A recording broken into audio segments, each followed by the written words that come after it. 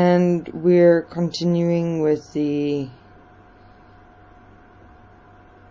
interviews regarding the point of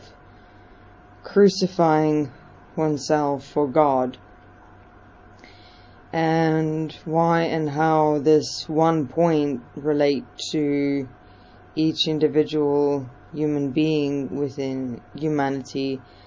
as a whole. And we had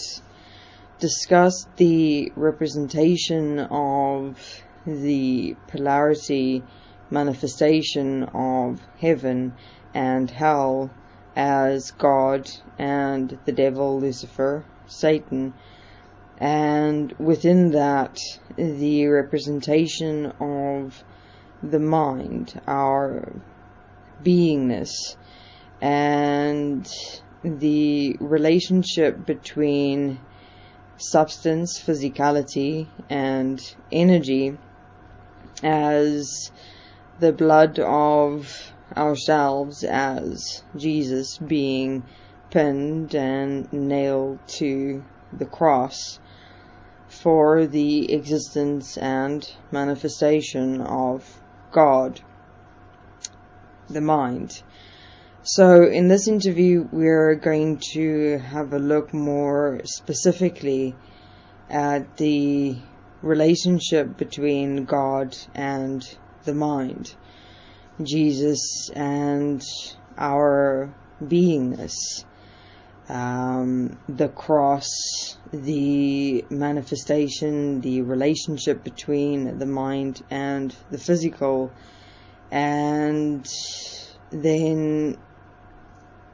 the blood, the being very much nailed onto the cross, the mind within and with the physical, the very blood that is bled, the relationship between substance and energy. In this interrelationship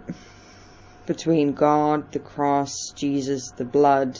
as with the mind, the physical, and energy and physicality,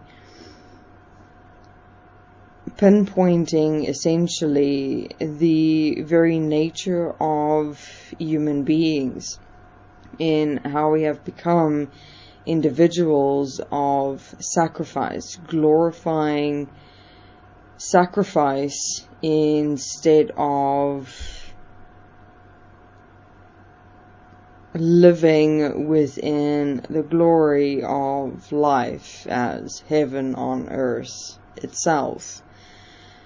I mean, what is it within human nature that had evolved us into a mind-physical relationship within this physical existence, within the question of why it is that we simply did not, from the beginning of our existence, really coexist in equality and oneness, living in this physical world and reality in the utopia that is in fact available to be harnessed within this physical existence as a whole. I mean, if one have a look at our relationship to money, for example, how much of our mind-physical relationship is compromised for money, how much of our relationships, how much of our physical reality resources, our very individual futures, purposes, talents, how much or how many human beings are sacrificed for the very world system of money to continue existing as it does within this physical existence. How many human beings' lives are sacrificed in the name of war, or as it is being promoted, in the name of peace?